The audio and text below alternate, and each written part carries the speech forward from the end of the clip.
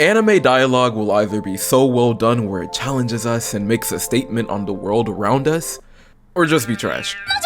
Classroom of the Elite is in a weird place between these two. I can't really call it trash because I'm still keeping up with the anime weekly, but I also can't call it good because I'm keeping up with the anime weekly. I never drop a show unless it's utterly garbage, and if I do drop it, I just pretend it never existed to remember the good times. But I'm watching Classroom of the Elite Season 3 and I might be hitting my limit, bro. Lately, I've been less and less motivated to tune into this show, but why? It's not like I haven't liked a lot of parts of it. It's not like some of the cliffhangers haven't had me fiending to know the future of this show. Is my pretentiousness of what I consider to be a well-executed story getting in the way of my enjoyment of the show? Am I unfairly comparing this to other shows, therefore slowly creating an implicit negative bias before I even hit play on an episode? The answer is no.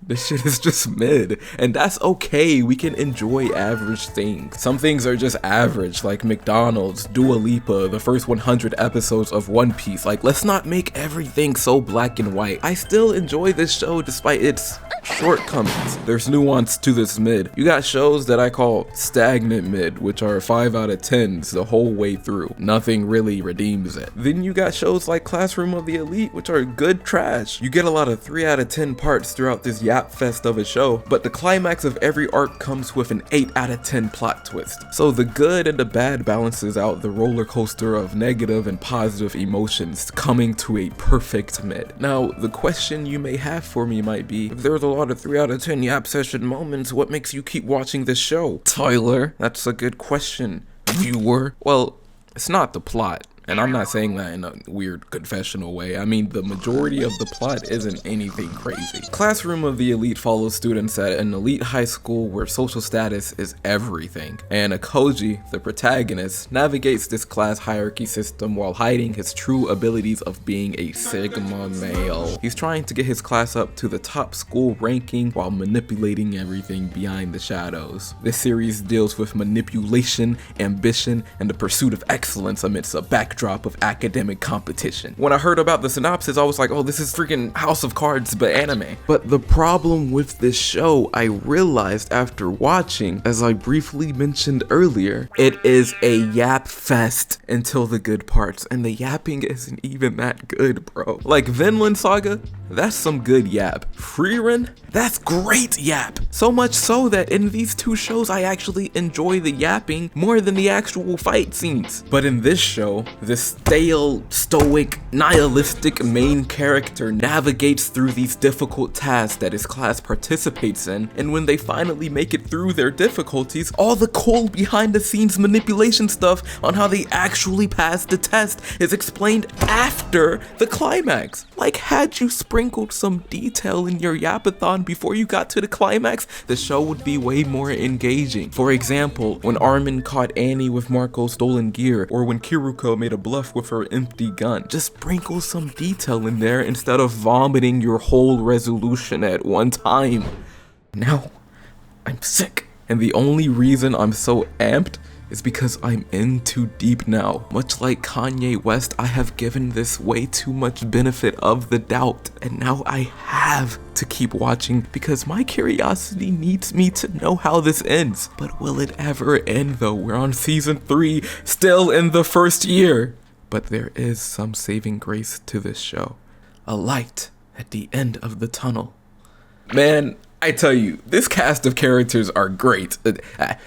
Some of this cast is great. What makes Class 1A from My Hero Academia a phenomenal group is because you really do know all the personalities from these 20 students. Like, why do I know that Tail Man is a chill guy? In terms of knowing all the personalities from the students in Classroom of the Elite, can't really say the same thing, but they do have some standouts. And since they are the show's saving grace, today I'm going to do a non-generic anime character tier list. Let's start with our protagonist, Ayanokoji. So many people love this guy. I mean, this is the staple of anime Sigma male TikTok. He doesn't care about anything because to him, nothing matters. To be honest, I think the nihilistic anime main character is a bit played out, but it works for this show. In a show with overly dramatic like backstories and characters caring about stuff that really doesn't matter. It makes me happy that ayanokoji doesn't care about such trivial things. He's always got laser focus, always on the go. Not because he's in control of all his emotions like this Sigma male, all his enthusiasts make him out to be, but he suppresses them because of his childhood trauma. But all that aside, whenever it comes to it, my boy is always ready to throw hands. Don't let his academics fool you. Bro practices calligraphy and right hooks. I'm of course have to put ayanokoji at S tier, and the S stands for standing on business. Then you got Horikita, the tsundere who's not really a tsundere, and she has a brother complex, but not like the domestic girlfriend brother complex. Thank God. She wants to be just like her older brother, an upperclassman in the highest ranked class who also was the student council president. And there's nothing wrong with wanting to have role models. It's just her whole character was having an identity crisis, wanting to be just like him for 3 seasons, bro. Until recently in the last episode where she finally came into her own, but barely. I'm gonna put her in a special B tier. And her brother, bro, I can't take this nigga seriously. It's because he's too serious for this overly dramatic story. You would think bro is in like Code Geass or something with the way that he acts. My guy was finna palm his sister based on the fact that she enrolled into his school and got placed in the lowest ranked class, becoming a quote-unquote embarrassment to the family. Was about to knock the breath out of her until ayanokoji stepped in. But regardless of all of that, I still rock with bro, I'm not gonna lie. I'm gonna put him in the regular B tier. Now, Kushida. Not gonna lie, y'all, Kushida carrying the show for me. She's doing a great job in making me actually feel something in this show. Kushida is the nicest,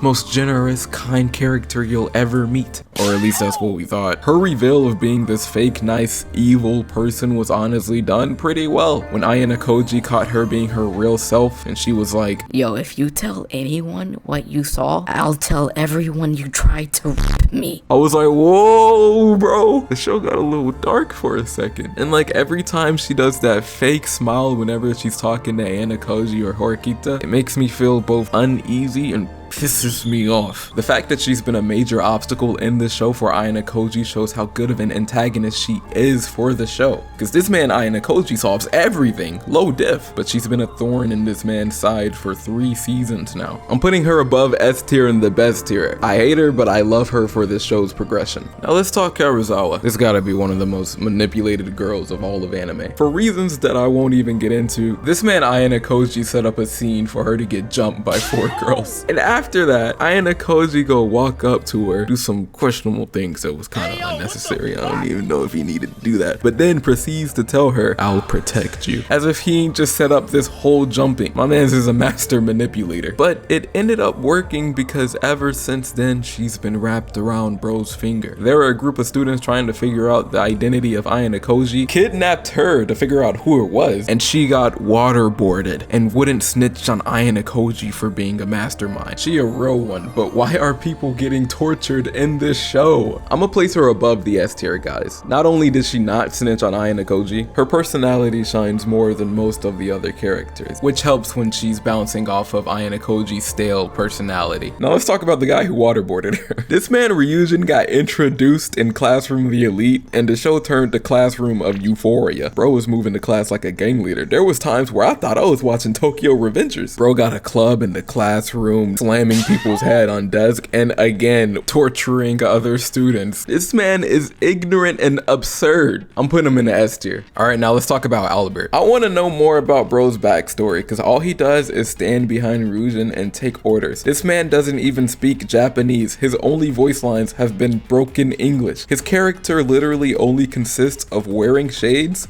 and being black, which puts him all the way at the top. Yo, shout out my nigga Albert, I'm rooting for you. Then you have Ichinose. This character is everything that Kushida wants to be. The kind and nice person all her classmates love. And you know when there's an anime character everyone loves, you gotta have a tragic backstory. The only thing is, her backstory isn't really that tragic. In her tragic backstory, she ended up being depressed for months. Why, you ask? Was she abused as a child? Did she end up killing one of her loved ones? No, she stole a hairpin for her little sister's birthday and got caught, and that ruined her.